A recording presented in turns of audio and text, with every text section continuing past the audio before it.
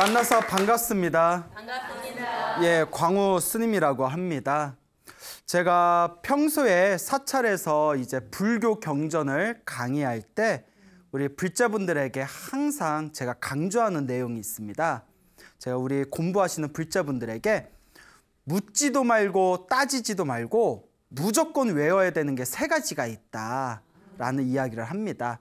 예를 들어서 여러분 살아오면서 구구단 묻지도 말고 따지지도 말고 무조건 외워야 되지 않습니까? 네. 예, 어렸을 때 구구단 외울 때 잘 못 외워서 혼날 때는 이런 거 외워야 되나 하지만 외워놓고 나면 나중에 가장 우리가 살면서 필요한 우리 기본적인 정보 지식 중에 하나가 구구단이지 않습니까? 네. 그와 같이 우리 불자들도 묻지도 말고 따지지도 말고 무조건 외워야 될 3가지가 우리 대한불교 조계종 한국의 불자라면 외워야 될 이 3가지가 첫째가 예불문, 둘째가 반야심경, 많이 들어보셨죠? 네. 그다음에 3번째가 천수경이 되겠습니다. 그래서 예불문, 반야심경, 천수경 이 3가지는 한국 불자라면 무조건 외워야 된다. 여러분 외워요, 못 외워요? 못 외워요. 자신 있게 얘기하시네. 예? 어떡해. 예. 자, 예불문은 말 그대로 아침 저녁으로 부처님께 조성 예불을 드릴 때 부처님과 부처님의 가르침과 그리고 이제 스님들을 찬탄하는 내용으로 이루어진 예불, 부처님께 예배하는 그런 글을 예불문이라고 합니다. 그 예배라는 것은 불교에서 절을 뜻합니다. 원래 예배가 불교 용어예요. 예, 절을 올리는 것을 예배라고 하는데 불보살님과 스님들께 절을 올리는 문장으로 구성되어진 것을 예불문이라고 하죠. 그다음에 이제 반야심경은 약 270자 정도가 되는데 우리 팔만대장경이라고 있지 않습니까? 네. 이 거대한 어마어마한 분량의 팔만대장경의 모든 핵심이 압축되어진 가장 짧은 경전을 반야심경이라고 합니다. 그래서 반야심경은 우리가 무슨 법회나 행사 때마다 기본적으로 다 함께 독송하는 그런 부처님의 경전이 반야심경이 되죠. 반야심경 다 들어보셨죠? 네. 예. 자, 그 다음에 이 천수경은 우리 불교에서, 한국의 불교에서 무슨 의례라든가 의식을 행한다든가 불공을 올릴 때 무조건 들어가는 그 경전이 바로 천수경이 되겠습니다. 이제 이 천수경 같은 경우에는 팔만대장경에 있는 그런 대승경전의 좋은 내용들을 다 뽑아다가 제일 좋은 내용들만 묶어서 만들어 놓은 게 천수경이에요.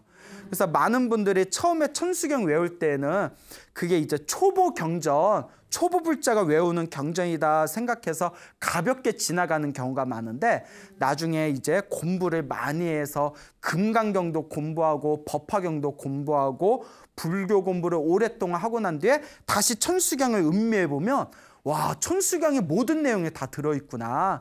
우리 불자가 우리 불법을 수행하는 보살이 어떻게 마음을 닦아야 되는지 아주 자세히 상세하게 나와 있는 게 바로 천수경입니다. 그래서 예불문, 반야심경, 천수경 다 외우라고 하면 처음에 공부하신 불자님들은 이래요. 그거 다 어떻게 외워요? 근데 나중에 다 외우게 됩니다. 자꾸 읽다 보면 외우게 되죠. 그런데 예불문하고 반야심경은 양이 짧아요. 양이 적기 때문에 그럭저럭 외우는데 천수경은 좀 길거든요. 그래서 제 불자분들에게 도저히 천수경이 안 외워지면 뭐라도 외워라? 천수경 안에 있는 신묘장구 대다란이라고 있어요. 이 신묘장구 대다란이라도 외워라. 여러분 다란이라는 얘기 들어보셨어요? 네. 예, 다란이, 신묘장구 대다란이라도 외워라. 이 신묘장구 대다란이를 3글자로 줄이면 대비주라고 불려요. 대비주. 대자 대비할 때 대비. 대자 대비한 관세음보살님의 에너지가 담겨져 있다 해서 대비주라고 하거든요. 그래서 신묘장구 대다란에 갈 때 신묘가 이제 신처럼, 귀신이란 표현을 쓰긴 좀 뭐하고 하여튼 신, 하늘의 신처럼 묘한, 예? 묘한 힘을 가진 장구, 자는 긴 구절이라는 거예요. 길다, 짧은 게 아니라 긴 대는 크다라는 거죠. 큰 다란이, 다란이라는 것은 불보살님의 에너지가 담겨져 있는 글을 다란이라고 합니다. 그러니까 신묘한 그런 힘이 갖춰져 있는 긴 구절로 된 큰 다란이, 이러면 신묘장구 대다란이, 줄여서 대비주라고 부르죠. 그리고 천수경에 있다고 해서 천수주라고도 부릅니다. 천수주 혹은 천수대비주라고도 하죠. 그래서 우리 한국의 불자분들은 아주 오래전부터 이 신묘장구 대단하니를 굉장히 열심히 독송하고 또 실제로 신묘장구 대단하니를 열심히 외워서 가피를 받으신 불자분들도 굉장히 많습니다. 그래서 우리 한국의 불자들은 무조건 외워야 되는 게 예불문, 반야심경, 천수경. 천수경을 다 못 외우면 뭐라도 외워야 된다? 신묘장구 대다란이라도 외워야 된다. 근데 처음에 외우면 이게 무슨 뜻이 없고 일종의 주문이라서 뭐 나모라 다나다라야야 나마갈라 바로기제 이렇게 쭉 이어지거든요. 근데 처음에 이제 외운다고 외웠는데 목탁 치면서 하다 보면 이게 살짝 헷갈릴 때가 있어요. 처음에는. 그러면 나모라 다나다라를 시작해서 뒤에 사바하 하고 끝나야 되는데 끝이 안 나오고 계속 돌아요. 예? 끝나야 되는데 보통 한 3분 내면 한 편이 끝나거든요. 그래서 이제 끝날 때가 됐는데 5분이 지나고 10분이 지나도 끝나지 않고 계속 무슨 미로를 도는 것처럼 어디서 뭐가 꼬였는지 계속 도는 경우가 있습니다. 여러분들 그런 경험 해본 적 있습니까? 뭐 기도를 해봤어요. 예, 좀 해보세요. 알겠죠? 그래서 이 신묘장구 대단하니 여러분들 행복하게 살고 싶으시죠? 네. 그리고 내 주변에서 닥칠 수도 있는 어떤 불행이라든가 어떤 업보 같은 걸 막아내고 녹여내고 싶으시죠? 네. 가장 첫걸음이 신묘장구 대단합니다. 말 그대로 신묘한 힘이 있다는 거예요. 자, 이 신묘장구 대다라니하고 얽힌 이야기가 전설 같은 기적 같은 이야기가 굉장히 많은데요. 그중에 몇 가지를 뽑아왔습니다. 먼저 옛날 이야기를 들려드리자면 중국 진나라 시대 때 홍만이라는 스님이 계셨대요. 홍만이라는 스님이 있었는데 뭐 최홍만 뭐 이러면 안 돼요. 자, 홍만이라는 이 스님께서 계셨는데 어렸을 때 무슨 전생에 업보가 있으셨는지 태어날 때부터 소아마비셨대요. 소아마비라서 그러니까 옛날에는 의학도 발달을 못했잖아요. 그래서 이제 어렸을 때 이제 소아마비라서 이제 걷지를 못하고 집에서만 이렇게 지내던 분이 계셨는데 하루는 어느 스님께서 그 집에 이렇게 탁발을 나오셨답니다. 그러니까 그 집에 이제 그 홍만 스님의 부모님들이 그 스님한테 이렇게 쌀을 보시를 했는데 스님이 이렇게 보니까 저기서 엉금엉금 기어다니는 아이가 보이는 거예요. 아이가 다 큰 것 같은데 왜 저렇게 기어다닙니까? 하니까 우리 아이가 어렸을 때부터 그냥 하체 다리가 병이 있어가지고 저렇게 붉습니다.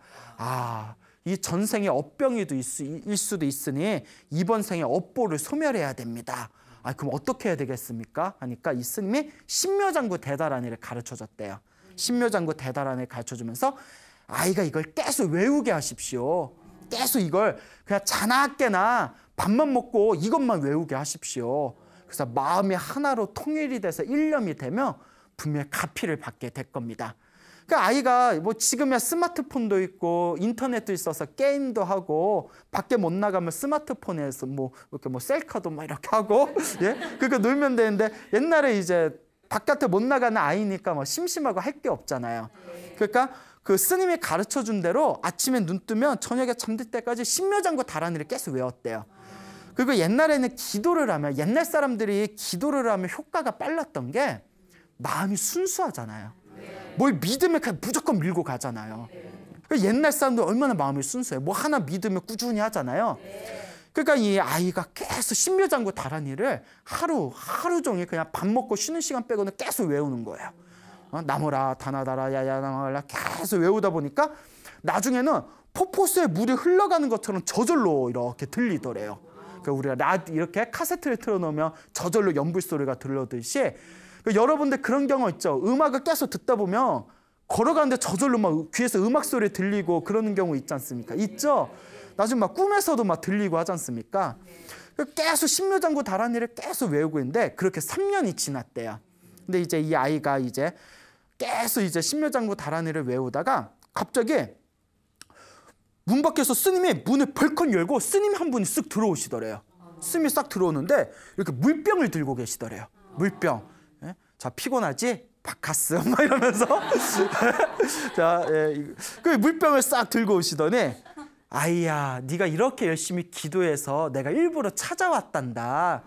그동안 얼마나 고생이 많았니? 하면서 그 물병을 요 물병에 있는 요 병에 있는 물을 어서 마셔라고 주더래요. 그래서 거기서 이렇게 마셨대요. 이렇게 마시는데 그 스님이 여기 다리에 못이 있네 이래가지고 이렇게 봤더니 자기 다리에 한 번도 본 적이 없는 못 2개가 박혀 있더래요. 그래서 그 스님이 금을 마셔라 하면서 못 2개를 이렇게 쑥 빼주더랍니다. 못을 쑥 빼는데 그렇게 다리가 시원하더래요. 그리고 정신을 딱 차려봤더니 꿈이었어요. 한바탕 꿈. 그래서 에이 기분 좋았다 말았네. 꿈이었잖아. 에이 하고 벌떡 일어났는데 자기가 일어나 있는 거예요. 그 일어난 자기도 놀라고 엄마 나 일어났어. 뭐 잠꼬대 같은 소리 하고 봤더니 엄마도 놀라고 아빠도 놀라고. 그래서 신묘장구 대다라니를 외워서 꿈에 그 불보살님의 화신인 스님이 나타나셔서 그 다리에 박혀있는 못, 그 못은 뭐였을까요? 전생에 받은 자기의 업보죠. 그 다리에 얽혀있는 업보를 뽑아내시고 업장을 소멸해주는 그 물을 마시게 해주셨구나. 그래서 그 부처님이 계신 절에 가가지고 법당에서 하염없이 눈물을 흘리면서 감사합니다, 감사합니다. 부처님 덕분에 제가 걸을 수 있게 되었습니다. 제가 평생 부처님 은혜를 갖겠습니다 해가지고 이렇게 바로 출가를 하셨다고 합니다. 그래서 이름을 홍만이라고 이름을 쳤대요. 그래서 이 홍만 스님이 그 뒤에도 열심히 신묘장구 다라니를 열심히 기도를 하시다가 신통이 생겨버리셨대요.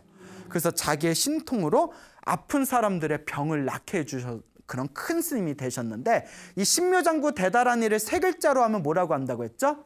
대비주라고 한다고 했죠. 대답 못했으면 좀 화낼려 그랬어요. 네? 근데 대답을 하셨네요. 그래서 대비주를 열심히 외우시고 사람들에게 자비를 베푸시는 스님이다 해서 홍만 스님의 별명을 대비보살이다 라고 하였다는 그런 불교의, 중국 불교의 아주 그런 큰 스님이 내려오고 계십니다.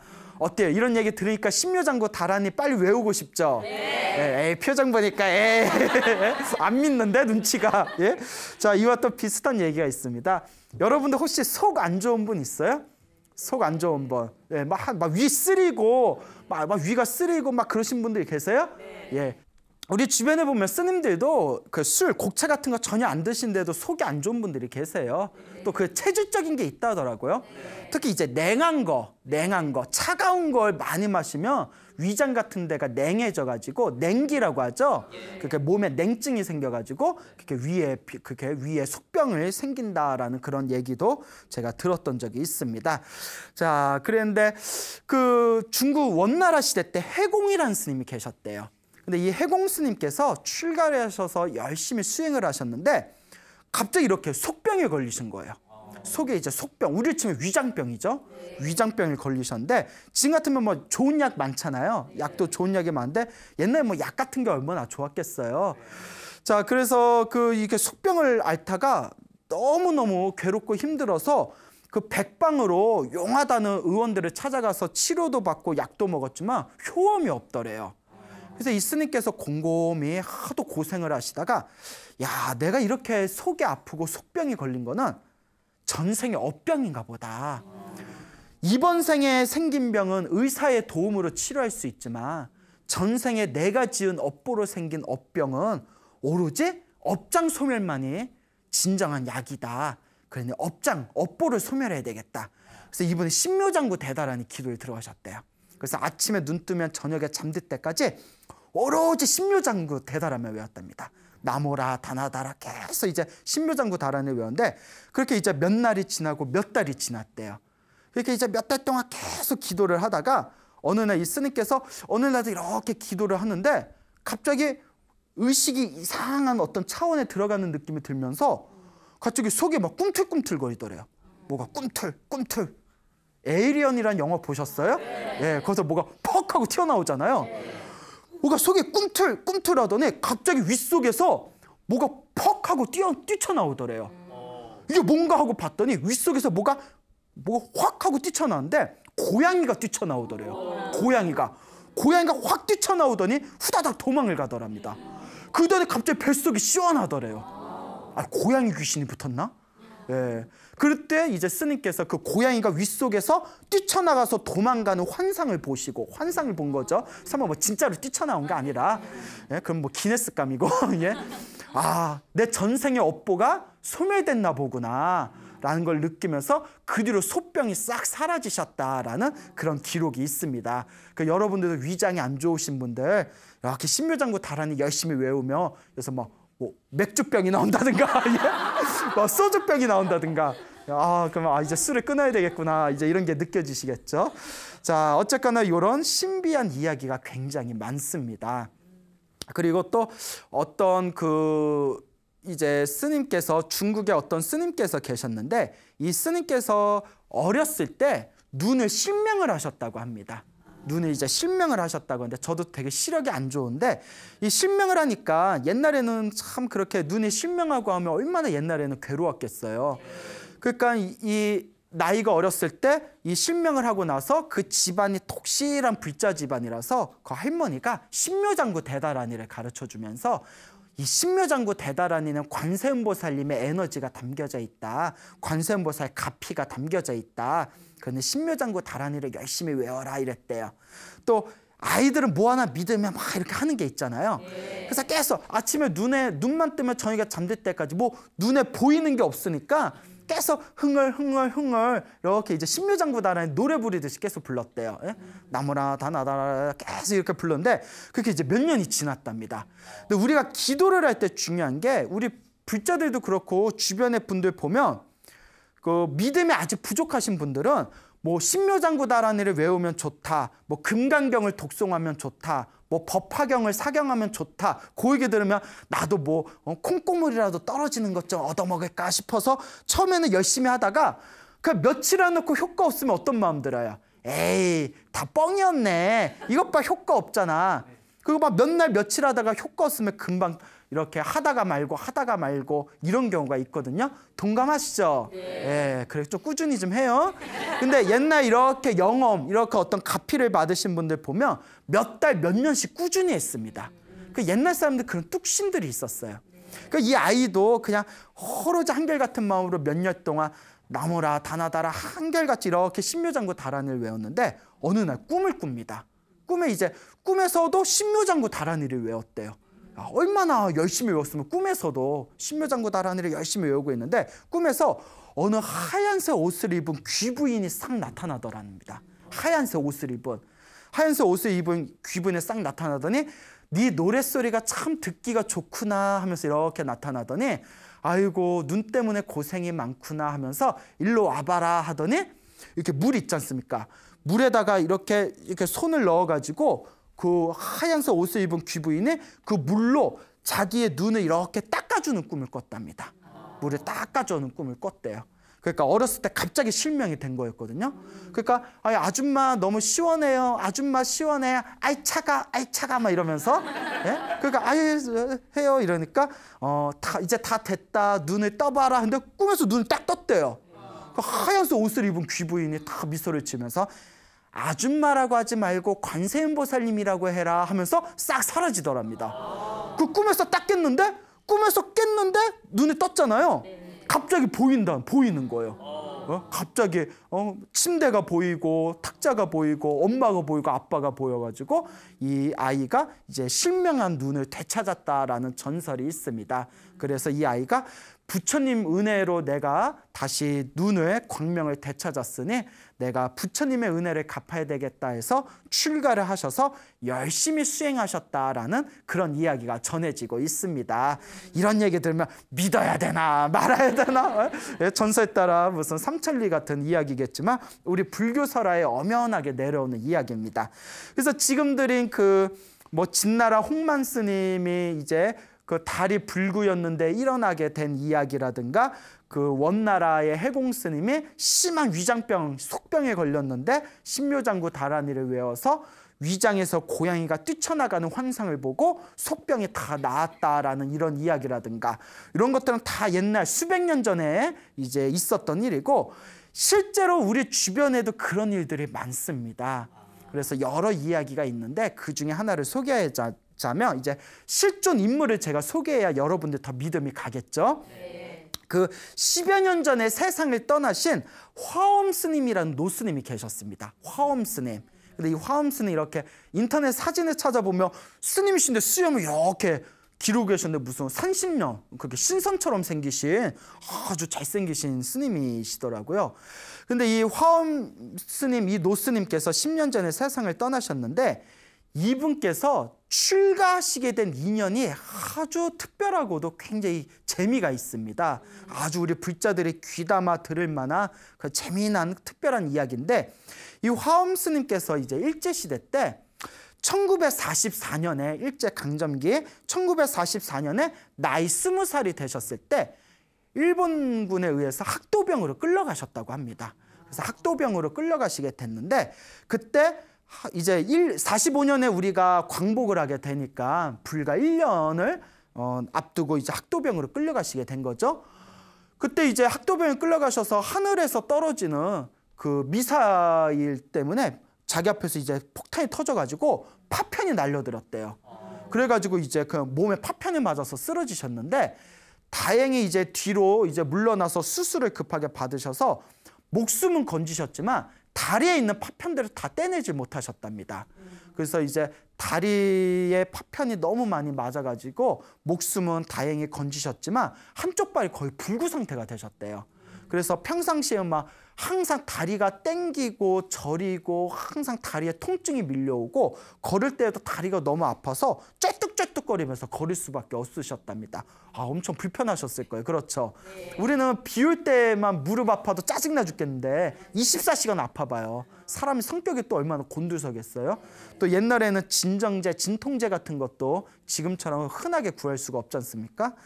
자, 그래서 이제 그 고향으로 돌아오긴 했는데 설상가상이라고 그 결혼을 약속했던 여자친구가 계셨대요. 야, 그 시대에도 다 여친이 있었네요. 예. 그 여자친구분이 계셨는데, 이 여자친구분께서 기숙사에서 생활을 하시다가 기숙사에 갑자기 불이 나는 바람에 갑자기 세상을 떠나버리셨대요. 예, 그러니까 다리도 불구가 되셨는데 사랑하던 여자친구도 잃어버리시고, 그러니까 몸과 마음이 완전히 피폐해져 버리신 거예요. 그러니까 얼마나 이 몸과 마음의 상처가 크시겠습니까? 아, 세상 참 무상하고 더덥다, 괴롭다라는 마음으로 그 부산에 범어사라는 절이 있습니다. 혹시 아십니까? 네. 예, 아주 큰 절이죠. 부산 범어사에 미르감이라는 조그만 암자가 있었대요. 그 미르감의 암자에 이렇게 마음을 좀 다스리기 위해서 그 암자에 들어가시게 되었답니다.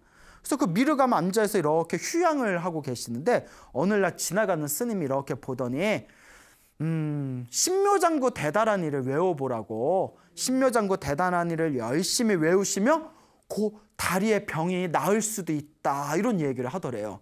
그 얘기를 들으니까 또 옛날 사람, 지금 같으면 또 아까도 말씀드렸지만 사람들이 잘 안 믿을 테지만 옛날 사람들 순수하잖아요. 그 절했으니까 뭐 할 게 없는 거예요.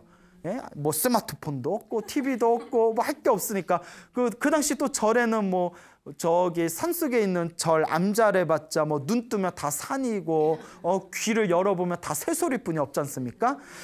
자, 그래서 신묘장구 다란이 외워보라 라는 얘기에서 그 책에서 신묘장구 다란이를 찾아내가지고 그걸 이렇게 외웠답니다. 신묘장구 다란이 외우고 아침에 눈 뜨면 저희가 잠들 때까지 열심히 외웠대요. 뭐 하는 것도 없으니까. 계속 외우다 보니까 그게 6개월이 지났답니다. 근데 외우면 외울수록 이상하게 마음이 편안해지더래요. 여러분들도 나중에 열심히 외워보다 보면 마음이 번잡하고 답답하고 힘들 때 허리를 반듯하게 세워서 숨을 크게 들이쉬고 입으로 신묘장구 다란이를 다 외우다 보면 가슴이 편안해지는 게 느껴집니다. 그러니까 가슴 화병에도 엄청 좋아요. 예, 그래서 그렇게 신묘장구 다란이를 자꾸 외우다 보니까 마음이 편안해져가지고 이거 뭔가 있나 보다 싶어서 더 열심히 외웠답니다. 외우다가 6개월이 지나니까 이분이 그래도 전생에 무슨 수행을 하셨나 봐요. 6개월에 열심히 외우니까 막 눈앞에 뭐가 보이더래요. 막 눈앞에 환상이 보이고 막 벽 밖에 뭐가 보이고 막 사람들이 왔다 갔다 하는 게 막 보이고. 그런데 거기에 이렇게 마음이 빼앗기면 될까요, 안 될까요? 안 되죠. 그런 걸 우리 불교에서는 삿된 거다라고 하거든요. 근데 다 내 마음의 장난이다. 그래서 그런 걸 속으면 안 되죠. 그래서 다행히 이 스님께서 전생에 성근이 있으셨는지 요거 내 마음의 장난에 속으면 안 된다, 이렇게 마음을 다잡고는 오로지 신묘장구 다란이만 계속 외웠답니다. 그러니까 이제 다시 몇 달이 지났는데 어느 날도 이제 법당에서 신묘장구 다란이를 외우는데 다리가 너무 아프니까 원래 법당에서 다리 펴고 앉으면 됩니까? 안 됩니까? 안 되죠. 근데 이제 한쪽 다리가 너무 아파서 한쪽 다리는 이렇게 법당에서 다리를 펴고 외우셨대요. 그는 이제 뭐 병이 있으니까 그런 건 이제 봐주는 거죠. 다리 한쪽을 펴고 신묘장구단을 계속 외우는데 그 우리 절에 가면 신중탱화라고 있어요. 아시죠? 절에 안 가봤어요? 법당에 들어가면 가운데 부처님이 계시고 옆에 보면 큰 장군들 그려놓은 그림, 그게 신장, 하늘신 장군들에 대해서 신장이라고 불러요. 신장. 그리고 그 신장들을 모아놓으면 무리중자를 써서 신중이라고 부릅니다. 알겠죠? 이제 아시겠죠? 예. 그 절에 좀 다니세요. 예, 대답을 못 하셔. 자, 그래서 이제 신중탱화에 이렇게 장군, 하늘 장군들이 그려져 있거든요. 그 중에 큰 칼을 가지고 있는 하늘신이 이렇게 그려져 있었는데 신묘장구 다란이를 계속 외우다가 갑자기 의식이 뭐가 쑥 이렇게 들어가는 느낌이 들더니 이렇게 다른 차원에 이렇게 빠진 듯한 그런 어떤 희한한 경험을 하셨답니다. 그래서 신묘장구 다란이를 외우다 이게 뭐지? 하는데 갑자기 신중탱화에서 무슨 3D 입체 영상 마냥 신중탱화에서 그 큰 칼을 가지고 있던 하늘 장군이 갑자기 신중탱화에서 쑥 뛰쳐나오더래요.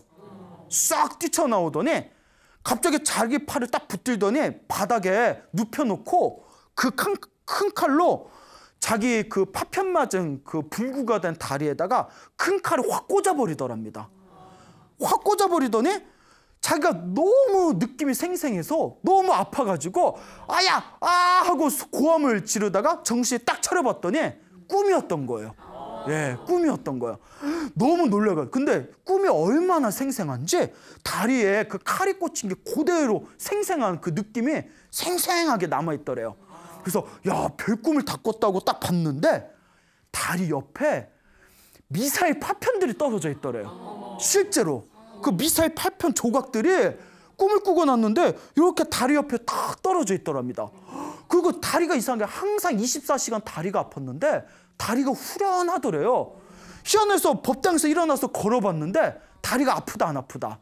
안 아프고 그 절름거리던 그 증상도 완전히 사라졌다는 거예요. 그때 그분도 자기가 이런 효과를 볼 줄을 몰랐던 거죠. 야, 정말 뭔가 있구나. 사람의 상식으로는 통하지 않는 세계가 분명히 있구나. 정말 이런 기적 같은 세계가 있구나.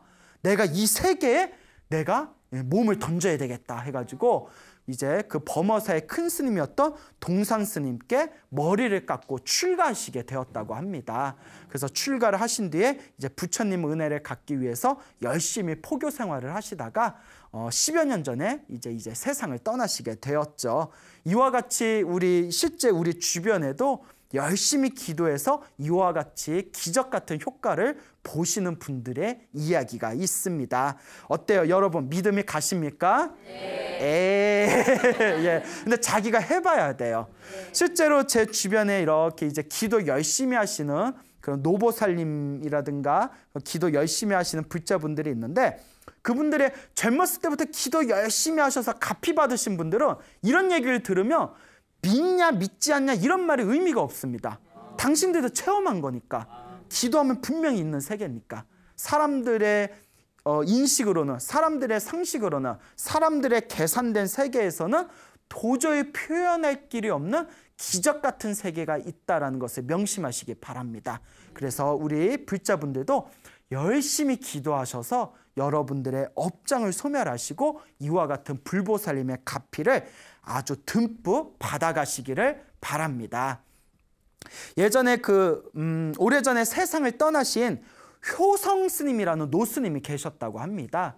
이 효성 노스님이라는 분이 계셨는데 이 효성 스님께서 몇십 년 전에 아주 오랜 과거에 당신이 어렸을 때 실제로 경험하신 일이라고 합니다. 실제로 경험하신 일인데 이분께서 13살이었을 때 나이 13살이면 지금 초등학교 한 6학년 정도 됐죠.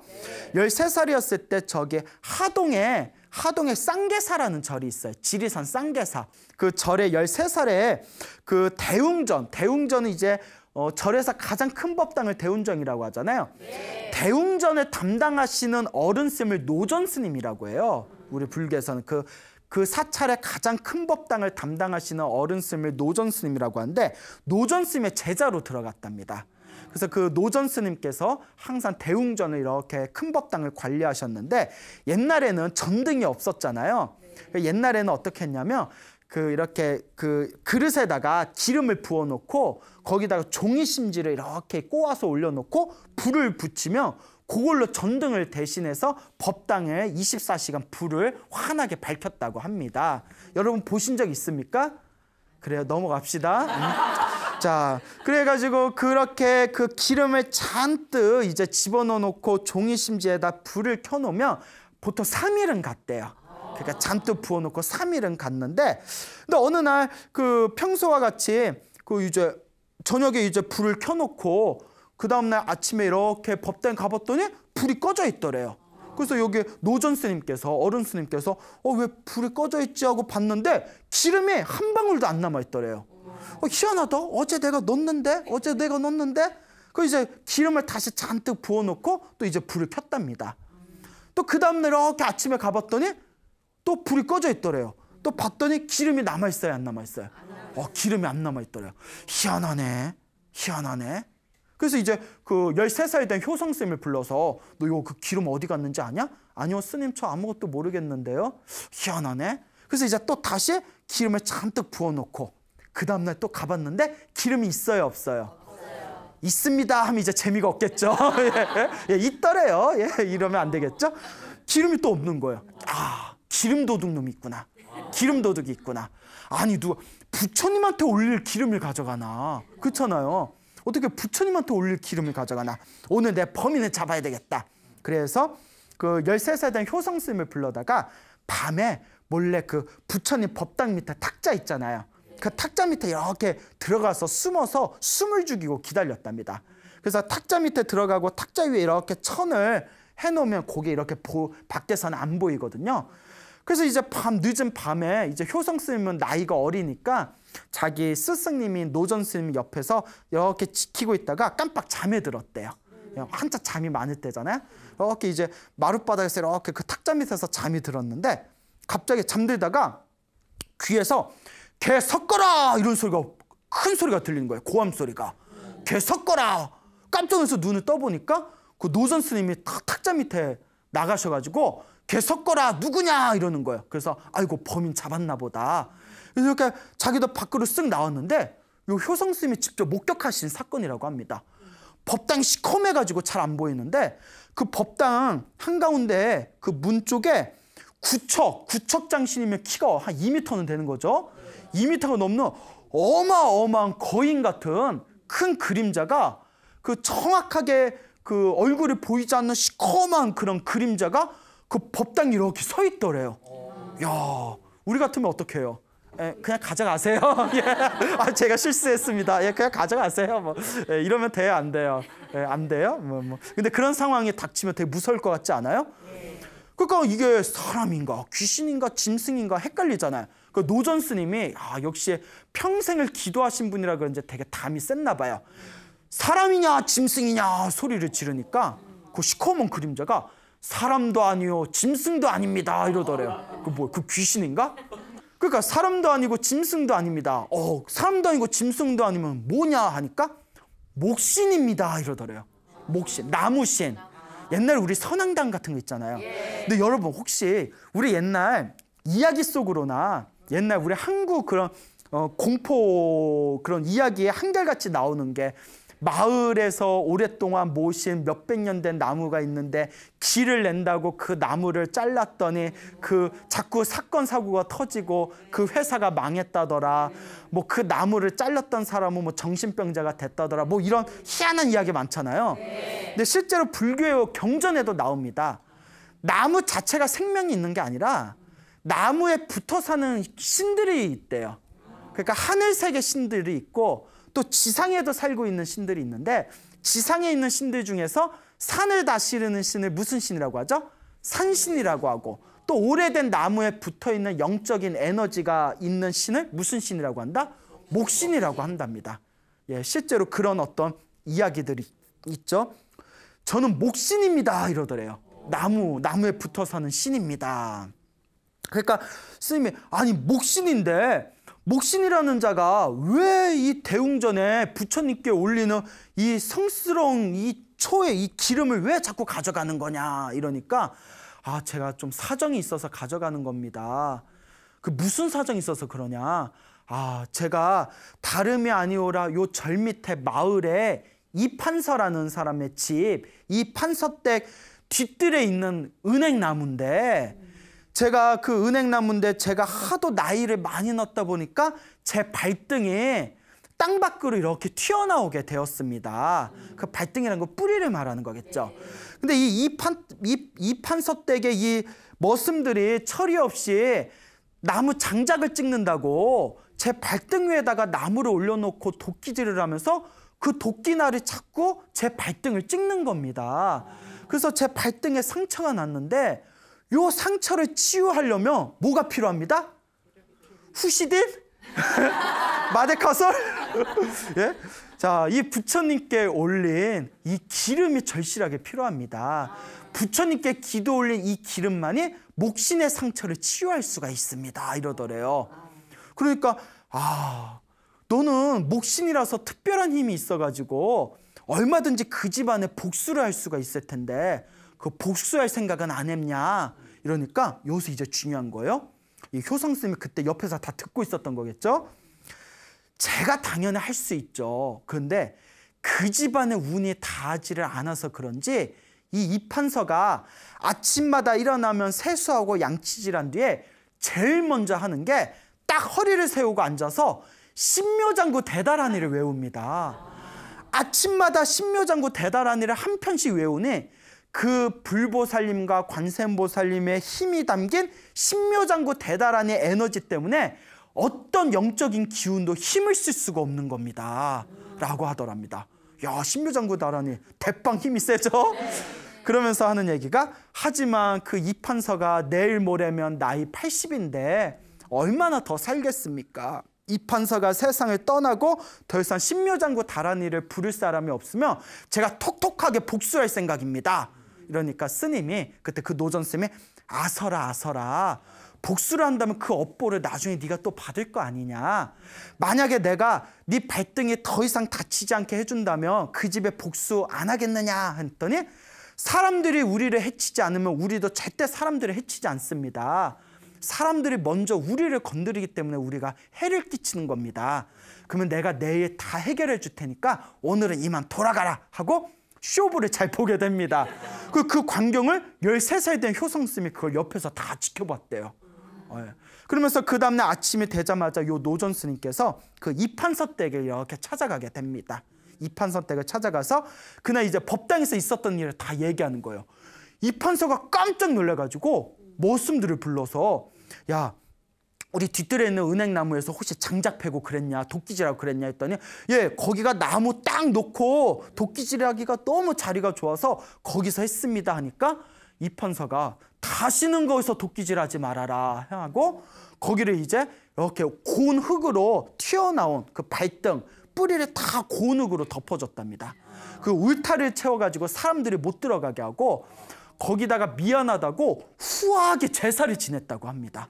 후하게 제사를 지내고 난 뒤에 더 이상 고 대웅전, 쌍계사 대웅전에 있는 기름이 사라졌다, 사라지지 않았다.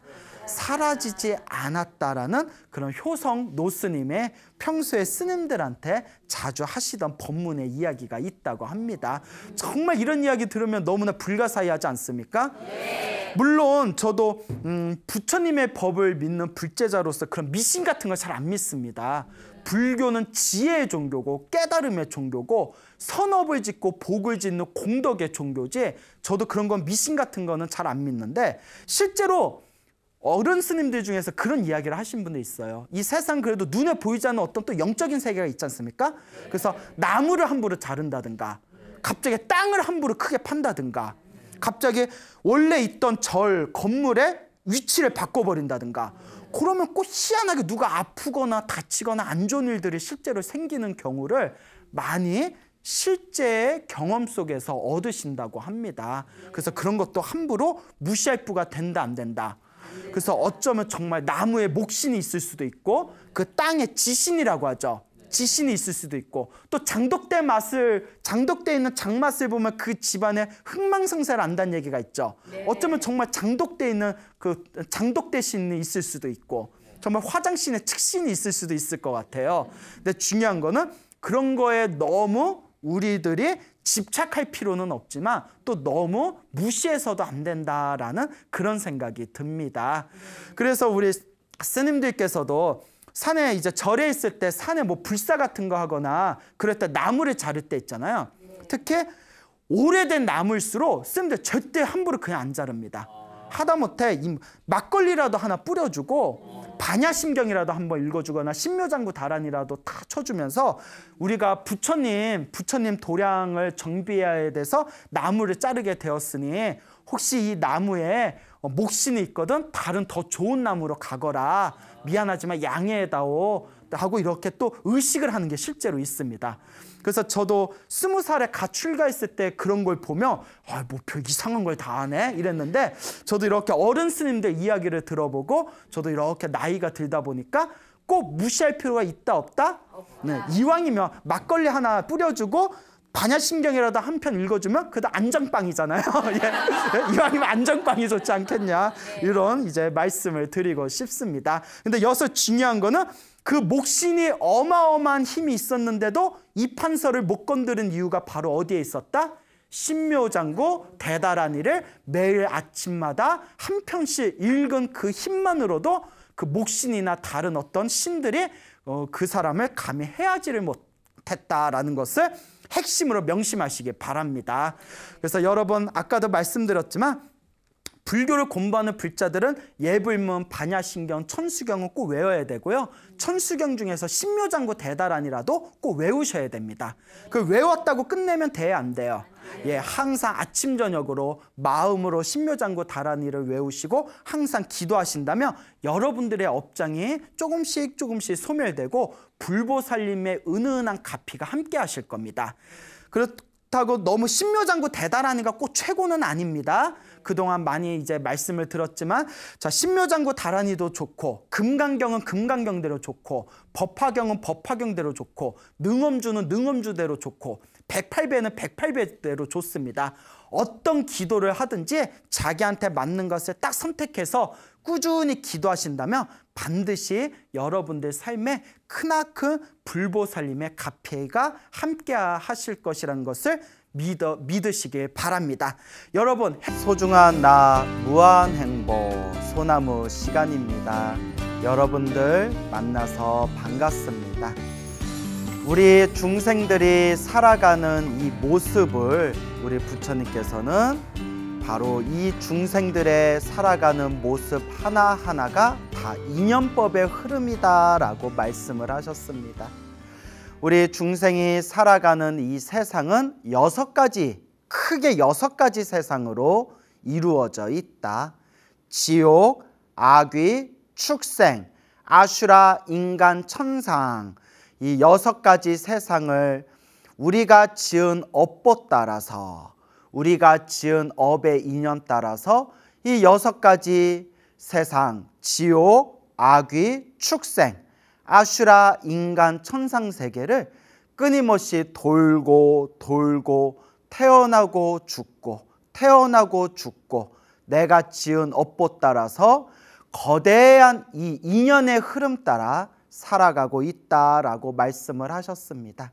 그래서 이 윤회 세상에서 펼쳐진 행복과 불행이라는 것도 다 내가 지은 업의 인연이다 말씀을 하셨죠.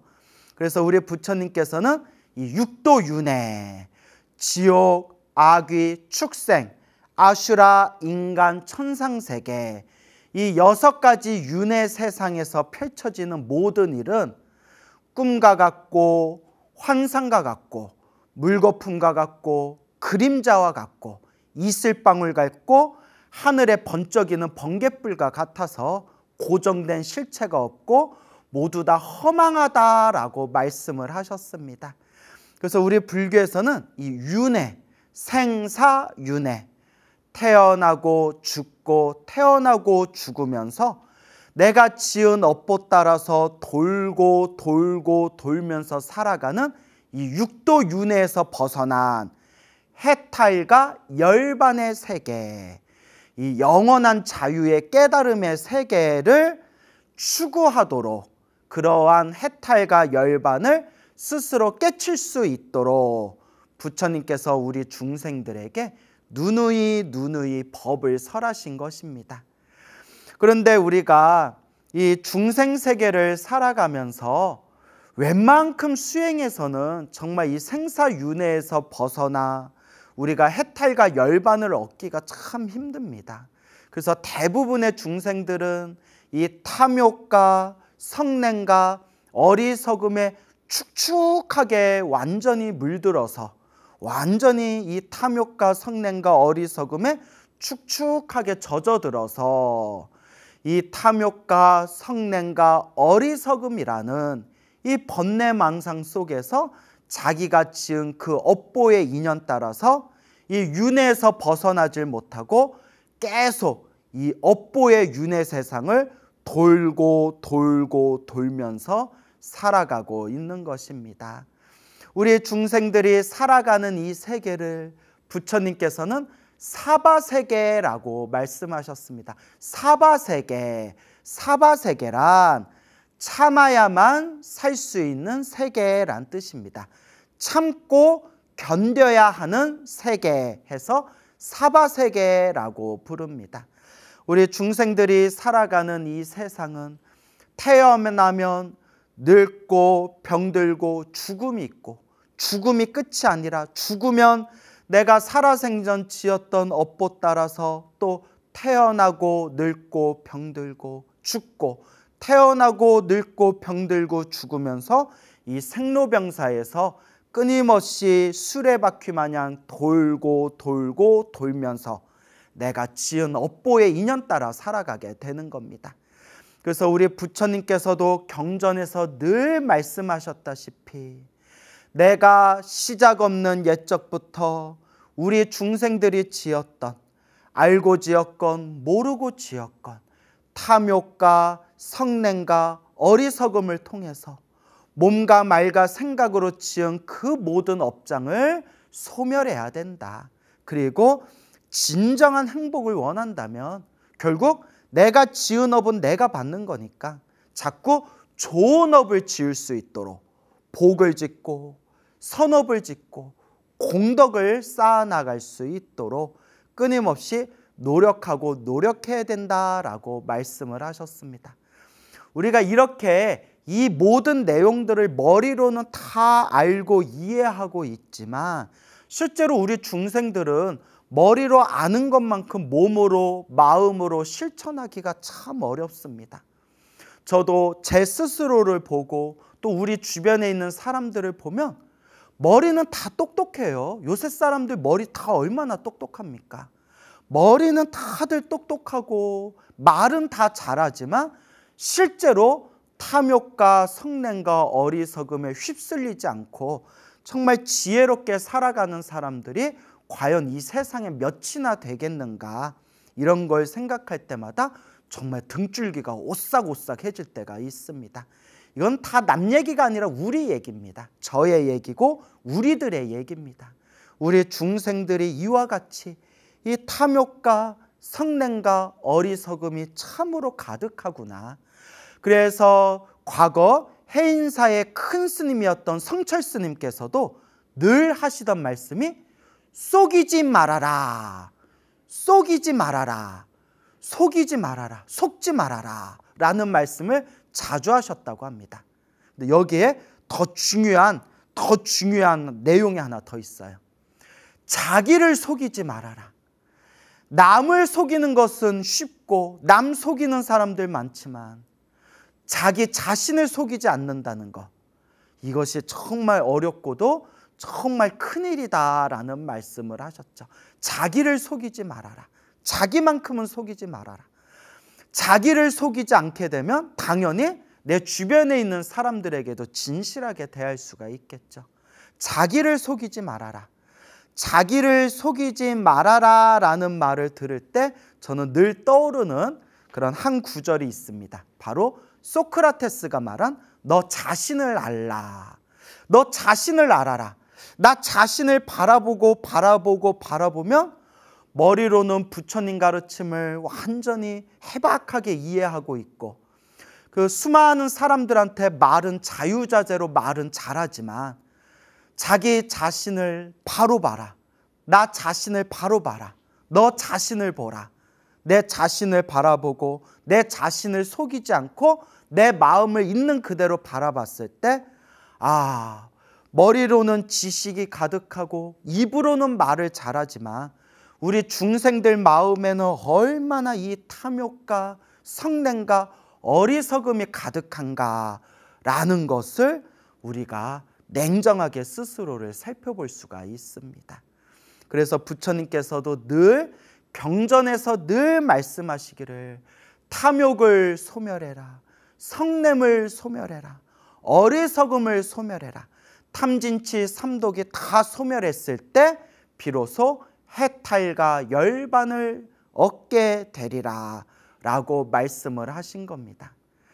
이와 같이 우리 중생들은 이 사바세계를 살아가면서 탐욕과 성냄과 어리석음으로 수많은 그런 악업을 지을 때도 있고 죄업을 지을 때도 있고 수많은 실수를 저지를 때도 있습니다.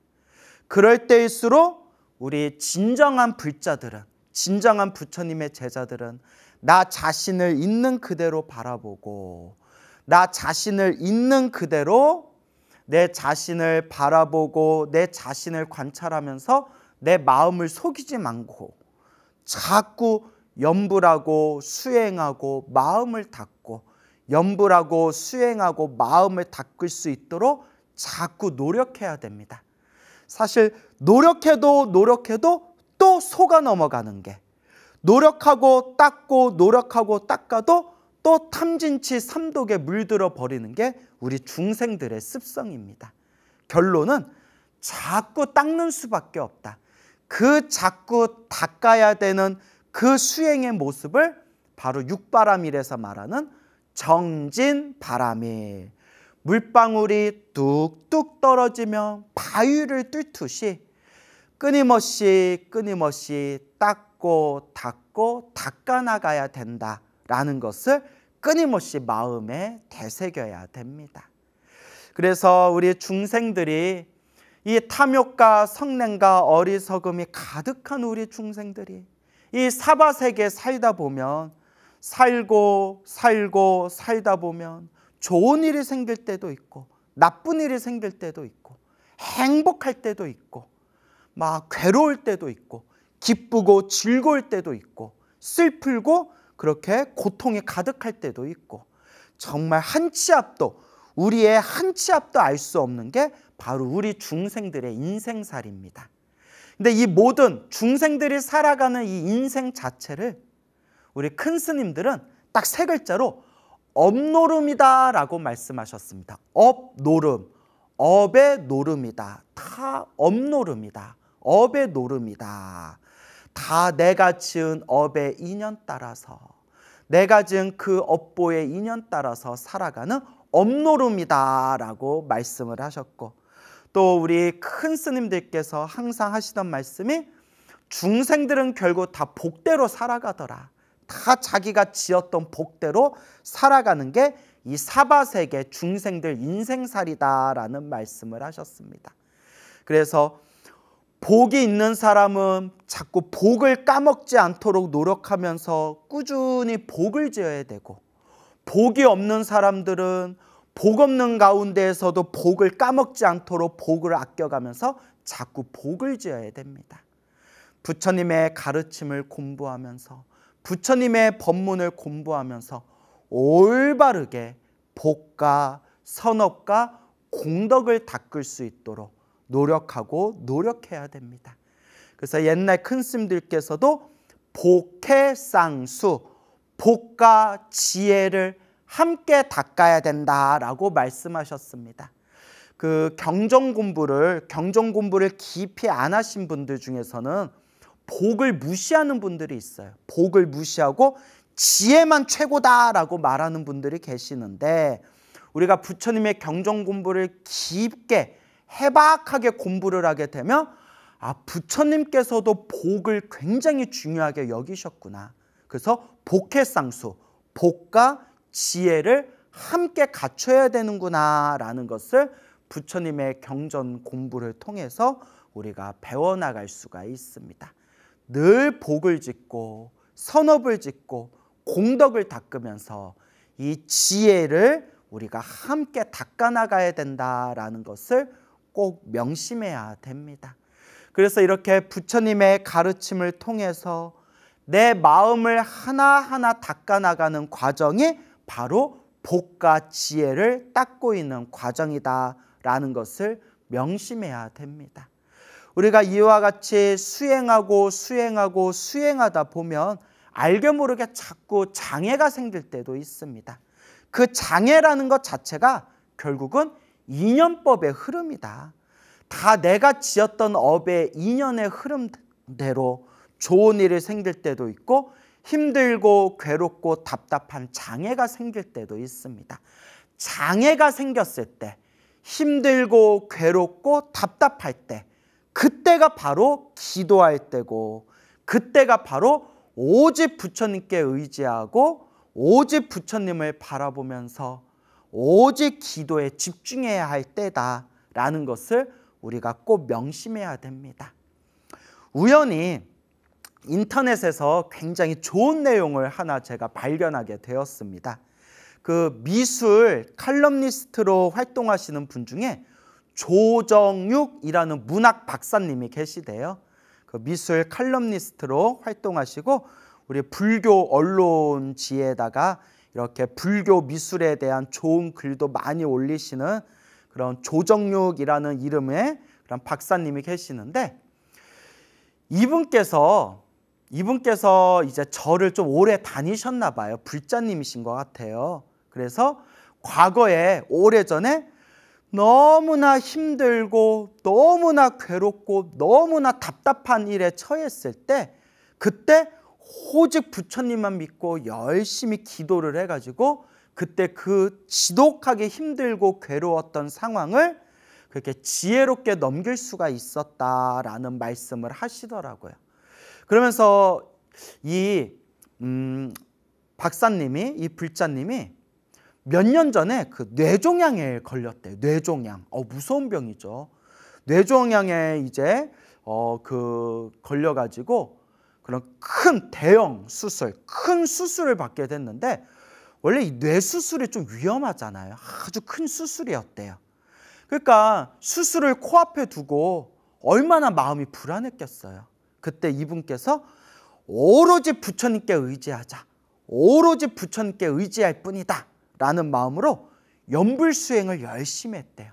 그 수술 남은 기간 동안 오로지 연불하고 그냥 모든 걸 부처님께 맡기고 열심히 연불을 하는데, 그 수술 날짜를 코앞에 두고 어느 날 생생한 꿈을 꾸셨대요. 생생한 꿈을 꾸셨는데 꿈에서 막 벌레를 입으로 막 쏟아내는 꿈을 꿨대요. 벌레를 입으로 막 꾸에꾸에 온몸에 있는 그런 더러운 것을 입으로 다 이렇게 토해내는 꿈을 꾸고 난 뒤에 이제 수술을 받으셨는데, 무사히 수술을 마치고 지금은 건강을 되찾았다라는 그런 이제 아주 좋은 글을 제가 인터넷에서 이렇게 보게 되었습니다. 여러분, 그동안 소나무를 꾸준히 보신 분들은 이미 다 이해하시겠지만 제가 그런 말씀 드렸잖아요. 우리가 기도를 열심히 할 때 몸에서 더러운 게 빠져나가는 꿈들, 뭐 토를 한다거나 대소변을 시원하게 싼다거나 몸에서 막 벌레나 더러운 게 막 빠져나간다거나 이런 꿈들이 업장소멸을 상징하는 아주 좋은 꿈들이다라는 말씀을 여러 번 말씀드렸죠. 물론 제가 항상 마지막에 하지만 그런 꿈을 꾸든 안 꾸든 우리가 기도하는 순간 부처님 가피가 항상 함께하니까 너무 꿈에 집착할 필요는 없습니다 라는 말씀을 제가 또 항상 드렸습니다. 어쨌거나 우리 소나무에 그래서 소개해드렸던 가피받은 불자님들의 이야기를 이렇게 제가 여러분들한테 많이 소개하면서 몽중가피 얘기를 많이 드렸잖아요. 꿈에서 가피받은 이야기, 그런 몽중가피 이야기를 많이 드렸는데, 요 이제 그 미술 칼럼니스트이신 그 이제 박사님도 뇌종양을 코앞에 두고, 그런 큰 수술, 뇌종양 수술을 코앞에 두고 그 불안한 마음에 오직 부처님만 믿고 열심히 연부를 했는데, 꿈에서 생생하게 그냥 뱃속에 있는 모든 그런 더러운 벌레들이 다 토하는 꿈을 꾸고 난 뒤에 이제 수술을 받게 되었고, 아주 그렇게 건강하게 몸이 건강을 되찾았다라는 그런 이제 체험을 하셨는데, 이분이 또 아는 분이 있으셨대요. 이분이 또 아는 분이 있었는데 갑작스럽게 큰 병에 걸렸다는 거예요. 큰 병에 걸리셔가지고 병원에 오랫동안 이제 치료를 받으셨는데 도저히 차도가 없더래요. 그래서 정말 음식 한 숟가락도 삼킬 수가 없는 상황이었고, 온몸이 삐쩍삐쩍 이제 말라가지고 그 링겔에다 의지를 하는데, 팔뚝에도 링겔 주사바늘이 가득해가지고 더 이상 어디 링겔을 꽂을 데가 없을 정도로 그렇게 좀 힘들고 괴롭게 그렇게 이제 병원에서 투병 생활을 하셨던 그런 지인이 있었나 봐요. 그런 지인이 있었는데, 그분께서도 불현듯 이런 생각이 들더래요. 이렇게 죽을 바에야, 어차피 죽을 바에야 기도라도 열심히 하자라는 생각이 들더래요. 어차피 죽을 바에야 기도라도 열심히 하자. 근데 참 이런 마음이 중요한 것 같아요, 여러분. 우리 이렇게 소나무를 보신 분들 중에서도, 혹은 소나무를 보시고 부처님의 가피에 대해서 확신이 생기셨던 분들이, 이렇게 힘들고 괴로움에 처한 분들한테 오직 부처님께 의지하고 간절하게 기도해봐, 간절하고 정성스럽게 기도해봐 라고 권유를 해줘도 잘 안 된대요. 제가 그런 얘기를 많이 들었거든요. 그래서 하시는 말씀이, 스님, 부처님 법을 만나는 인연이 따로 있고 기도를 열심히 할 수 있는 인연이 따로 있나 봐요. 아무리 말해도 잘 안 되네요. 맞아요, 여러분. 불교는 결국 인연법인 것 같아요. 우리 앞에 펼쳐진 다 이 모든 인연의 흐름이라는 게 우리 마음 같지가 않아요. 어떤 분은 이 소나무 법문을 듣고 나서 나도 한번 기도해볼까 해가지고 정말 간절하게 열심히 기도해서 기적 같은 가피를 받으시고, 저한테 정말 스님은, 광우 스님은 제 인생의 은인입니다 라고 눈물을 쭈르르 흘리면서 막 인사하시는 분이 있고, 그러면 이제 저는 아닙니다. 제가 어떻게 보살님의 인생의 은인입니까? 보살님의 인생의 은인은 부처님이십니다. 불자님이 부처님께 열심히 간절히 기도했기 때문에 업장이 소멸하고 그 가피를 받은 겁니다. 그러니 그런 아름다운 사연도 있고, 어떤 분은 백날 그렇게 소나무 봐도 이렇게 부처님의 가피 이야기를 간절하게 권유해도 뻥치고 있네 뭐 이러면서 그냥 속 위에 경 있는 것처럼 믿지도 않고 오히려 욕을 하고 비방하는 사람들도 있습니다. 그런 걸 볼 때마다 그냥 다 인연법이다. 여러분, 이게 어쩔 수가 없어요. 다 인연법이에요. 그냥 다 인연법이다 라는 생각을 자주자주 일으키기는 합니다.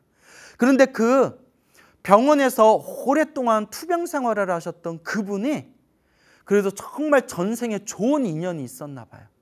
호련히 불현듯 어차피 죽을 것, 부처님께 기도라도 열심히 해보자라는 마음을 낼 수 있다는 것 자체가 정말 선업이고 좋은 인연입니다. 이렇게 소나무라는 방송을 보면서 나도 한번 기도해볼까 하고 간절하게 기도할 수 있는 사람들도 그래도 좋은 인연이 있는 사람들입니다. 결국 이 모든 게 다 인연법의 흐름인 것 같아요.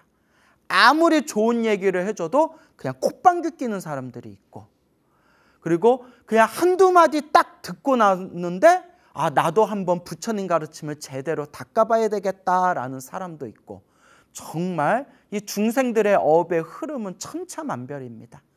근데 만약에 여러분들이 우리 불교 TV를 보시고 또 불교 TV의 이 소나무 방송을 보시면서 우리 좋으신 스님들의 법문을 통해 마음의 믿음을 내고 부처님 가르침에 환희심을 일으키고, 나도 이제 열심히 나도 복을 짓고 선업을 져야 되겠다, 나도 마음 공부 좀 해봐야겠다, 나도 연불수행을 열심히 해야 되겠다 라는 마음을 일으키신 분들이 지금 있다면 그분들은 그래도 좋은 인연을 심은 분들이다 라는 말씀을 드리고 싶습니다. 부처님이 늘 누누이 부처님이 말씀하셨지만 이 모든 세상의 흐름은 모두 다 인연법의 흐름, 인연의 흐름, 모든 것이 다 인연법이다 라는 것을 우리가 명심하면서 자꾸 좋은 인연을 지을 수 있도록 노력하고 노력해야 됩니다. 그래서 이 병원에서 투병 생활하시던 이분이 내가 어차피 죽을 거 열심히 한번 기도해 봐야겠다 해가지고 그때부터 오직 자나깨나 오로지 관세음보살을 불렀대요. 오직 관세음보살, 오직 관세음보살을 불렀답니다. 우리 주변에 있는 불자님들 중에서는 자꾸 어리석은 생각을 일으키는 분들이 있어요. 어떤 어리석은 생각이냐? 무슨 기도를 해야 더 효과가 좋을까? 라고 자꾸 망상을 일으키는 분들이 있어요. 근데 제가 늘 말씀드리잖아요. 어떤 기도를 하든 부처님을 향한 모든 기도는 결국 하나로 통한다. 중요한 것은 간절하고 정성스러운 마음이 중요하다. 그래서 간혹 신도분들이 쓴 저 어떤 기도하면 될까요? 예, 부처님을 향한 모든 기도는 하나로 통하니까 그냥 하시고 싶은 기도하시면 돼요.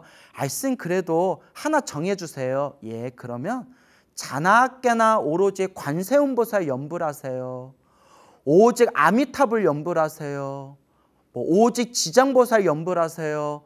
라고 이렇게 그냥 간단하게 말씀드리면 에게 이러는 분들이 의외로 많아요. 에게 뭔가 기도라고 하면 뭔가 막 특별한 신비한 어떤 방법을 가르쳐 줄 줄 알았는데 뭐 그냥 관세음보살님만 연불하면 돼요? 그냥 아미타불만 연불하면 돼요? 에게라는 그런 반응을 일으키는 분들이 간간히 있어요. 그런 분들은 아직도 마음에 망상이 있는 분들이에요.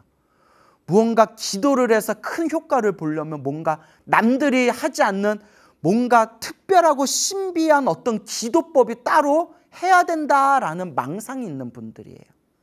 그동안 소나무에서 늘 말씀드리고 늘 말씀드렸지만 신묘장구 다란이로 가피 받은 분도 있고 지장경 기도를 해서 가피 받은 분도 있고 금강경 독송을 해서 가피 받은 분도 있고 법화경 사경에서 가피 받은 분도 있고 오로지 아미타불만 연불해서 가피 받은 분도 있고 수없이 가피 받으신 수백 명의 불자분들의 가피 이야기를 제가 종합하고 분석하고 통계를 내면서 제가 얻은 결론이 부처님을 향한 기도 하나라도 간절하게 하면 된다.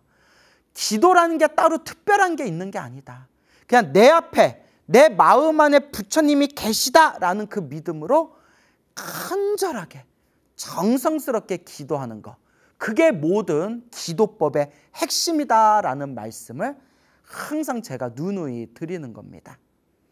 그래서 이 투병 생활을 하시던 이 불자님도 오직 관세음보살만 연불했대요. 오직 관세음보살, 오직 관세음보살, 오직 관세음보살을 연불했을 때 어느 날 생생한 꿈을 꾸셨대요.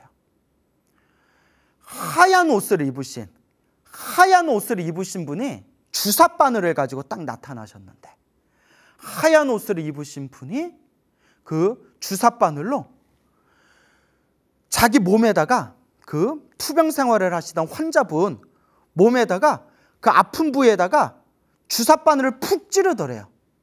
주삿바늘을 푹 찌른 뒤에 고름을 쫙 짜내는데 막 고름이 막 흘러넘치면서 그 꿈에서 막 고름을, 하얀 옷을 입으신 분이 막 고름을 짜주는데 꿈에서도 너무 아파가지고 으악 하고 꿈에서도 아파서 비명을 지르면서 악 하고 비명 지르면서 눈을 딱 떴더니 한바탕 생생한 꿈이었던 거예요. 그런데 여러분 다 이제 눈치채셨죠? 뭐 항상 여러분 제가 그러려고 그런 게 아니라 패턴이 항상 똑같아요. 기도를 열심히 했더니 생생한 꿈을 꾸고 그 꿈을 꾼 뒤에 뭔가 특별한 일들이 생겼다. 이게 항상 1단계, 2단계, 3단계 패턴이 똑같죠. 근데 이제 제가 지어낸 말이 아니에요. 다 그 체험하시고 경험하신 걸 그대로 말씀드리는 거거든요. 기도를 열심히 하고 뭔가 꿈에서 생생한 가피를 받고 그걸 몽중가피라고 하거든요. 그리고 뭔가 특별한 그런 좋은 일들이 생겨나게 되었다라는 3단계 패턴이 항상 이게 스토리가 돌아가고 있어요. 자, 그렇게 그 생생한 꿈을, 고름을 이렇게 하얀 옷을 입으신 분이 고름을 짜주는 생생한 꿈을 꾸고 난 뒤에 여러분들 이미 다 예상하셨겠지만 점점 건강을 회복하면서 나중에는 이제 건강 쾌차하시게 되었다라는 그런 아주 그런 뜻깊은 이야기를 그렇게 제가 듣게 되었습니다. 어쨌거나 이렇게 좋으신 그런 저희 소나무 법문 소재를 또 이렇게 만들어 주신 그 조정육이라는 그런 미술 칼럼니스트 그분에게 또 이제 고마움을 표합니다. 이거 방송을 보시는지는 모르겠지만 어쨌거나 고마운 건 고마운 거죠. 그래서 제가 평소에는 이런 가피 이야기 들으면 대부분 다 가명으로 하거든요. 가명으로 하거나 지방도 살고 있는 지방도 바꿔서 이야기를 해요. 개인 프라이버시가 있어서. 근데 제가 이거 실명을 댄 거는 그분이 공개적으로 쓰신 그런 글에서 본 내용이라서 그것도 이제 출처가 명확해야 되니까 이렇게 이제 또 실명을 댔습니다. 어쨌거나 말씀드리고 싶은 거는 이렇게 힘들고 괴롭고 답답할 때 간절하게 염불을 해보라는 거예요. 그 옛날 큰 스님들이 그런 말씀을 하셨어요. 어차피 죽을 거 정말 그냥 내 목숨 걸고 기도해서 내 정말 목숨 하나 떼어놨다 생각하고 기도를 했는데 가피가 이루어지질 않겠느냐, 부처님께서 도와주시지를 않겠느냐라는 말씀들을 자주 하십니다. 정말 힘들고 괴로울 때 무슨 기도해야 되지? 무슨 기도해야 더 효과가 좋을까? 그런 마음도 다 내려놓고 오직 관세음보살을 부르든 오직 지장보살을 부르든 신묘장구 다란이를 독송하든 금강경을 독송하든 법화경을 기도하든 하나라도 간절히 하는데 정말 위급할 때는 자나깨나 틈이 없이 멈추지 않고 간절하게 해야 돼요, 여러분. 어떤 분이 이런 얘기를 하세요. 스님, 제가 소나무 보면서 기도를 열심히 했는데 별로 효과가 없는 것 같아요. 아이, 불자님, 기도를 하는 순간 이미 공덕이 쌓이는 거예요. 효과가 있냐 없냐 그런 것도 마음에 집착하지 말고 그냥 기도하시면 되는 거예요. 그래도 제가 너무나 힘들고 괴롭고 답답한데 기도를 해도 별로 효험이 없으니까 마음이 흔들려요. 아, 그러면 보살님, 불자님 무슨 기도하고 계세요? 관세음보살 염불해요. 관세음보살 하루에 몇 번 하세요? 얼마나 하세요? 할까? 108번이요 이러더라고요. 관세음보살 108번 하는데 여러분 10분뿐이 안 걸려요. 관세음보살 108번 하는데 10분뿐이 안 걸려요. 관세음보살 108번 해놓고 내 업장이 소멸하고 내 힘들고 괴로운 일들이 사라지기를 바라는 그 마음이 너무나 그게 이거 뭐라고 표현해야 되냐? 그 얼마나 그 얄팍한 마음이에요. 그래서 이건 제 얘기가 아니라 예전에 쌍계사 조실이셨던 그 고산 스님, 고산 큰 스님이라고 계셨는데 몇 년 전에 세상을 입적을 하신 그런 어른 스님이 계셨는데 그분이 어렸을 때부터 관세음보살 염불을 많이 하셔서 어렸을 때부터 그 관세음보살 가피 체험을 엄청 많이 하셨대요. 항상 그분이 당당하게 얘기하셨대요. 나는 염불에서 관세음보살 가피를 엄청 많이 받았다. 근데 그 고선생께서 스스로 연불에서 가피를 체험하신 당신의 그 힘, 내공이 있을 거 아니에요? 그 내공이. 그러면서 불자들한테 항상 하시는 말씀이 웬만한 소원은 하루에 연불을 1만 번씩, 하루에 연불 1만 번씩 100일 이상 기도하며 웬만한 업장은 점점 소멸되고 그리고 소원을 이룰 수가 있다. 하지만 지독하게 업장이 두껍고 정말 힘들고 괴로운 그런 아주 막막한 일이 있을 때에는 정말 간절하게 하루에 관세음보살을 3만 번 이상은 연불해야 된다. 3만 번이면 그냥 하루 종일 연불하라는 뜻이에요. 근데 우리 직장인들은 그렇게 연불하기가 힘들잖아요. 직장 생활도 하고 일도 봐야 되고 하니까. 그래서 제가 늘 현대인들, 그런 직장인들한테 드리는 얘기가 짜투리 시간에라도 열심히 해라. 짜투리 시간에라도 계속 마음속으로 관세음보살을 연불해라. 이제 이런 말씀을 드리죠. 그렇기 때문에 우리가 하루에 1만 번, 3만 번 다 채우기가 힘들어요. 그래서 저 아시는 어느 불자님은 자영업을 하시는데 너무 바쁘다 보니까 하루에 5,000번에서 6,000번 정도 연불을 한대요. 관세음보살. 그 대신 하루에 1만 번은 도저히 너무 바빠서 못 채우고 하루에 5,000번에서 6,000번 정도 관세음보살 연불을 하루도 쉬지 않고 그렇게 연불을 채우고 있는데, 그렇게 꾸준히 연불하면서 힘들고 괴롭고 답답한 그 상황 속에서도 알게 모르게 정말 관세음보살님이 보호하고 지켜주시는 걸 은은하게 느끼신대요.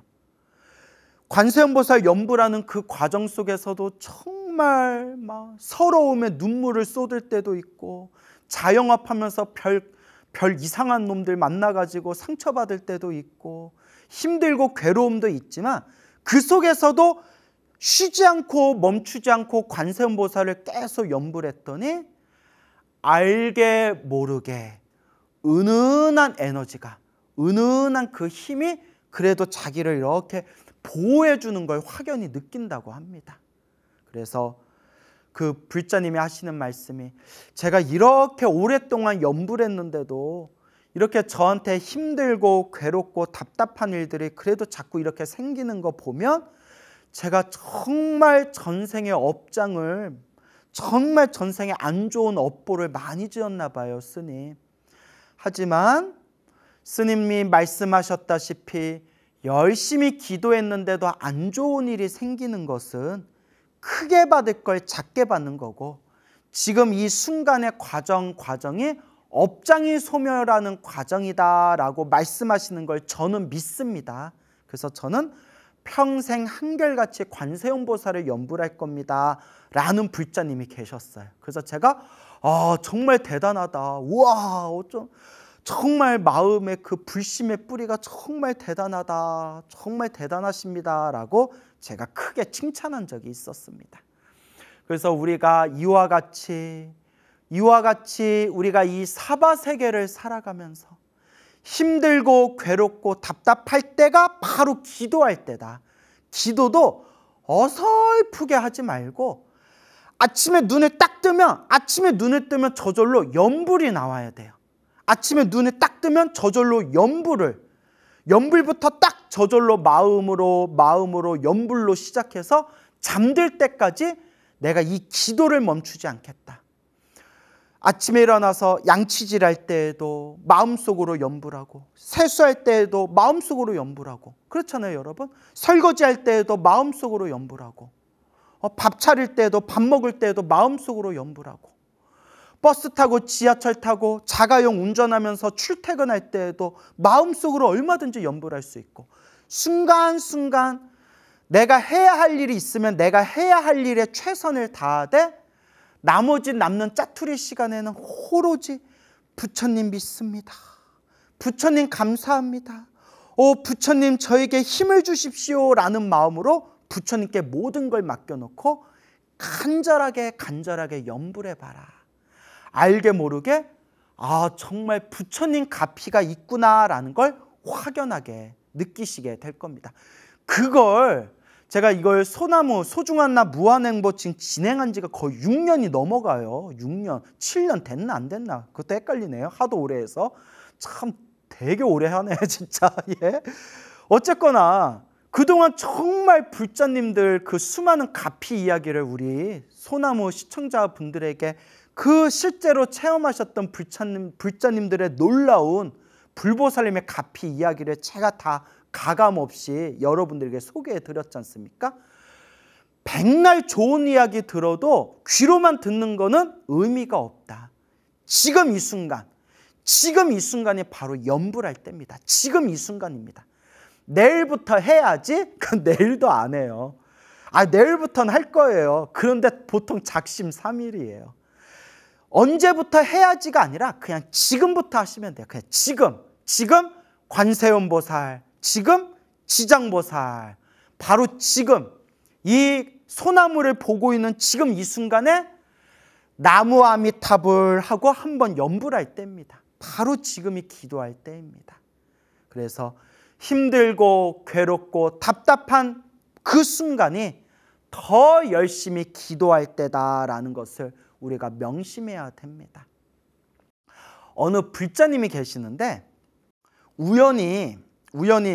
정말 우연히 이렇게 우리 소나무를 봤대요. 인터넷 동영상에서 하도 이렇게 주변에 불자님들이 한번 봐라 재밌다. 이제 제 입으로 얘기해서 이제 미안한데 그냥 야 한번 봐봐 소나무 재밌어. 뭐 그래서 한번 봤는데 재밌더래요. 그렇죠. 옛날 전설의 고향 같은 이야기 속으로 같은 그런 이야기, 신비한 체험 이야기 해드리니까 당연히 재밌죠. 보통 이런 이야기들이 재밌지 않습니까? 그래서 이렇게 자꾸 전설의 고향 같고 재미난 설화도 나오고 불자님들이 가피받은 정말 신비한 이야기도 나오니까 그래서 그냥 재밌어서 이렇게 들었는데 그걸 들으면서 자기는 소나무에 나오는 내용을 100% 믿는다는 거예요. 그냥 보는 순간 믿었대요. 그래서 여쭤봤죠. 아니 왜요? 했더니 이미 당신이 이 소나무 보기 훨씬 이전에 당신이 이미 생생하게 체험을 했대요. 어떤 체험을 했냐? 오랫동안 그 무릎에 관절염이 심해가지고 오랫동안 고생을 하셨대요. 관절염 때문에 고생을 하셔서 병원에도 다니시고 침도 맞고 뜸도 맞고 했는데 효과는 있으셨대요. 그때 효과는 있으셨지만 그때뿐이고 컨디션이 안 좋거나 좀 관리를 게을리하면 그렇게 무릎이 관절염 때문에 그렇게 염증 때문에 욱신욱신 그렇게 무릎이 아프셨대요. 그래서 이분이 그러거나 말거나 이것도 내 업본가 보다 해가지고 여튼 기도를 좀 많이 하셨대요. 한참 절에 열심히 다닐 때라서 정말 기도를 열심히 했었던 시기가 있었는데 어느 날 또 생생한 꿈을 꾸셨대요. 꿈에 누가 자기 방 안에 싹 들어오더니 침을 꺼내가지고 자기 무릎에다가 이렇게 침을 놔줬대요. 침을 탁 놔줬는데 침을 탁 놔줄 때 무릎이 얼마나 따끔거리든지 아야! 하고 눈에서 탁 깼대요. 그러니까 이게 제가 말해놓고 이게 패턴이 똑같아요. 이제 나도 좀 지겹다. 좀 패턴이 똑같아요. 예. 그냥 그러려니 이해해 주세요. 어쨌거나 지겹거나 말거나 패턴이 똑같거나 말거나 그분이 꿈에서 누가 나와가지고 방 안에 들어와서 침으로 무릎에 침을 딱 놔주는 꿈을 꾸면서 따끔 하면서 아야! 하고 깼는데 그날 이후로 무릎 아픈 통증이 그냥 흔적도 없이 싹 사라져 버렸대요. 그래서 그냥 속으로만 기도를 많이 해서 부처님이 기도 더 열심히 하라고 나 도와주셨나 보구나 라고만 생각했는데 훨씬 나중에 우리 소중한 나 무한행보 소나무 방송을 보면서 이게 가피였구나, 이게 몽중가피였구나 라는 것을 생생하게 자기가 체험했던 그런 이야기를 하신 분이 계셨습니다. 다시 한번 말씀드리지만 이런 신비한 이야기 믿든 안 믿든 귀로만 들으면 아무 의미가 없습니다. 제가 왜 이런 이야기를 계속 발굴해서 왜 여러분들한테 이런 시시껄렁한 신비한 이야기를 왜 계속 제가 들려드리는 거겠습니까? 결론은 열심히 기도하셔라. 부처님에 대한 믿음을 가지고 열심히 염불하셔라, 열심히 수행하셔라 라는 그런 의미가 아니겠습니까? 그래서 아무리 좋은 얘기도 귀로 듣는 걸로 끝나서는 안 된다. 바로 지금 이 순간이 내가 염불하고 수행할 때다라는 것을 꼭 명심하시기를 바랍니다. 여러분, 행복해지고 싶습니까? 행복한 삶을 창조하고 싶습니까? 복을 지으십시오. 선업을 지으십시오. 공덕을 쌓으십시오.